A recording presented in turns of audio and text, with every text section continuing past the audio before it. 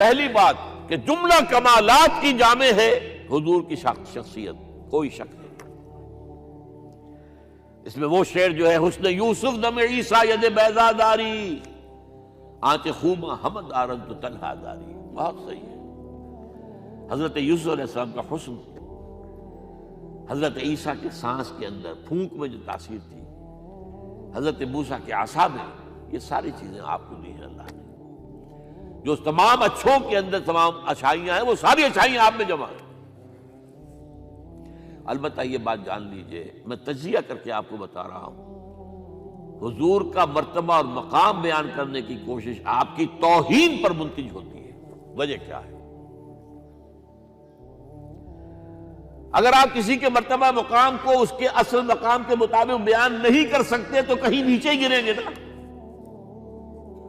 ناممکن ہے کہ حضور کے مرتبہ مقام کو ہم بیان کر سکیں۔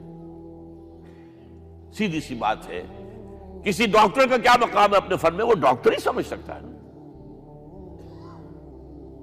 کسی انجینئر کا کیا مقام ہے اپنے فن میں، وہ کوئی انجینئر ہی سمجھے گا نا۔ تو حضور کا کیا مقام ہے، کوئی نبی اور رسول ہی سمجھ سکتا ہے، وہ بھی نہیں سمجھ سکتا۔ کیوں؟ نیچے سے اپنے اوپر والے کا پورا ادراک ممکن نہیں ہوتا، اوپر والے کو پورا ادراک ہو سکتا ہے نیچے والے کا۔ ظاہر بات ہے کہ حضور سب سے اونچے ہیں، سب سے اوپر ہیں، افضل الانبیاء ہیں، افضلہم۔ اس اعتبار سے وہ لطیفہ ہے کہ کسی جگہ پر کسی دیہاتی کی کوئی مدد کر دی کسی ڈپٹی کمشنر نے، شاید کہیں وہ کسی جگہ ڈوب رہا تھا، بچا لیا۔ اس نے کہا رب تینوں پٹواری کرے۔ اب یہ اس کی توہین ہوئی، کیا ہوا؟ اسے کیا پتا یہ ڈپٹی کمشنر کس بلا کا نام ہوتا، اس کا کیا مقام ہے، کیا مرتبہ ہے۔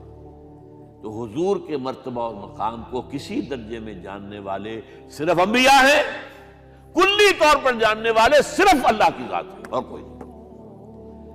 آپ بیان کریں گے تو کہیں نہ کہیں نیچے رہ جائیں گے۔ آپ کو کیا پتا، یہ جو آپ فرماتے ہیں کہ میں اپنے رب کے پاس رات گزارتا ہوں، ابھی تو عند ربی وہ یطعمنی و یسقین، وہ مجھے کھلاتا ہے پلاتا ہے، میں اور آپ سمجھ سکتے ہیں کچھ؟ شب معراج میں جو مشاہدات ہوئے ہم سمجھ سکتے ہیں؟ لقد رأى من آیات ربہ الکبریٰ، بس ختم۔ اذ یغشی السدرۃ ما یغشی، جبکہ اس بیری کے درخت کو ڈھانپے ہوئے تھا جو ڈھانپے ہوئے تھا، تم نہیں جان سکتے کیا ڈھانپے ہوئے تھا۔ کیا بیان کریں گے آپ کہ حضور کا مشاہدہ کیا تھا وہاں؟ اگر ہمارے لیے کسی درجے میں بھی اس کا ادراک اور فہم ممکن ہوتا تو وہ اللہ بیان کرتا۔ اذ یغشی السدرۃ ما یغشی، جبکہ اس بیری کے درخت کو ڈھانپے ہوئے تھا جو ڈھانپے ہوئے تھا، بس تم نہیں جان سکتے۔ اس اعتبار سے شیخ سعدی کے بھی یہ ربائی جو ہے مبنی بر حق ہے 100%۔ یا صاحب الجمال و یا سید البشر من وجہک المنیر لقد نور القمر، اے جمال اور کمال والے، اے سید البشر، تمام انسانوں کے سردار، آپ کے چہرے انور کی روشنی ہی سے چاند کو روشنی ملی ہے۔ لا یمکن الثناء کما کان حقہ، ممکن ہی نہیں ہے آپ کی ثنا جتنا کہ اس کا حق ہے۔ یہ بات میں نے بیان کی ہے، آپ نے شعر کے انداز میں پہلے سنی ہوگی، لیکن میں نے اس کا تجزیہ کر کے بتا، ممکن ہی نہیں ہے کسی انسان کے لیے کہ حضور کے مقام اور مرتبے کو بیان کر سکے۔ جو کوشش کرتا ہے، جرأت کر رہا ہے، جسارت کر رہا ہے، کہیں نہ کہیں توہین کا مرتکب ہو جائے گا۔ ہاں، بحیثیت بشر ہم پہچان سکتے ہیں حضور باپ کیسے تھے، حضور شوہر کیسے تھے، یہ ہمیں سمجھ میں آ جائے گا۔ حضور حاکم کیسے تھے، حضور منصف کیسے تھے، حضور سپہ سالار کیسے تھے۔ تمام جو بھی حیثیتیں ہو سکتی ہیں دنیا میں انسان کی، وہ تمام حیثیتیں جمع ہیں حضور کی ذات کے اندر۔ داعی بھی ہیں، مبلغ بھی ہیں، معلم بھی ہیں، مربی بھی ہیں، مزکی بھی ہیں، سپہ سالار بھی ہیں، صدر مملکت بھی ہیں، کیا نہیں ہے؟ ہر ایک کے لیے اسوہ ہے، ہر ایک کے لیے اسوہ ہے۔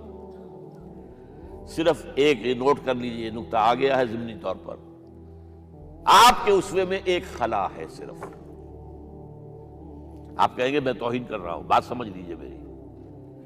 ایک عورت کے لیے اس کی نسوانی زندگی کے لیے اسوہ حضور کی ذات میں نہیں ہے. یہ خلا ہے. یہی وجہ ہے، یہی سورہ مبارکہ احزاب جس میں یہ آیت آئی ہے لَقَدْ كَانَ لَكُمْ فِي رَسُولِ اللَّهِ أُسْوَةٌ حَسَنَةٌ، وہاں آپ کی ازواج کو قرار دیا گیا ہے، مسلمان خواتین کے لیے. اصل میں اسوہ وہ ہے. یا نساء النبی لستن کاحد من النساء، تم عام عورتوں کے مانند نہیں ہو. یہ حضور کا اسوہ جو ہے، جو ازواج مطہرات کے ذریعے سے ایک خواتین کا اسوہ جو ہے وہ امت کو ملا ہے.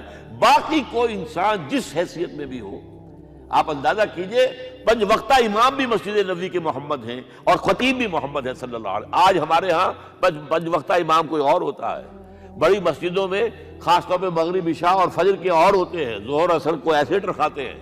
اور وہ ایک خطیب صاحب، تو ظاہر بات ہے خطیب صاحب ہے، وہ تو جمعے کو آئے گی. اللہ اللہ خیر صلی اللہ. وہاں یہ ہے کہ 5 وقتہ امام بھی ہیں اور آپ خطیب بھی ہیں، مدرس بھی ہیں، معلم بھی ہیں، مربی بھی ہیں، مزکی بھی ہیں. اور آپ نے دیکھا ہوگا ہمارے ہاں جو مشائخ ہوتے ہیں وہ تو نماز باجماعت میں بھی شریک نہیں ہوتے. وہ تو پتہ نہیں کس کیفیت میں کہاں جو ہے وہ نماز پڑھتے ہیں، علیحدہ پڑھتے ہیں تو علیحدہ پڑھتے ہیں، ورنہ وہ تو یہ کہ ہر وقت جو ہے وہ ایک خاص استغراق میں رہتے ہیں. اس حوالے سے یا صاحب الجمال و یا سید البشر من وجهك المنیر لقد نور القمر لا يمكن الثناء كما كان حقه بعد خدا بزرگ تو ہی قصہ مختصر. اور یہی بات غالب نے مرزا ایوب بیگ صاحب نے آپ کو سنائی. غالب ثناء خواجہ بے یزداں گذاشتیم. اے غالب ہم نے محمد صلی اللہ علیہ وسلم کی ثنا جو ہے وہ اللہ کے حوالے کر دی ہے، ہمارے بس کا روگ نہیں ہے. غالب ثناء خواجہ بے یزداں گذاشتیم، کہاں ذات پاک، کہاں یہ کہ آن کا مخفف بن جاتا عربی میں، کہاں کہ آن، کہاں ذات پاک مرتبہ دان محمد است، کہ وہی ذات پاک ہے جو محمد کے مرتبے سے واقف ہے اور کوئی نہیں جان سکتا.